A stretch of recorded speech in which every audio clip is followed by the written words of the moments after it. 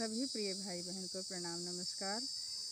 हमारे यूपी जिला में भैया जनेऊ में गावा जाता है गीत, वही जनेऊ आपके सामने है। अच्छा लगे तो लाइक शेयर करना।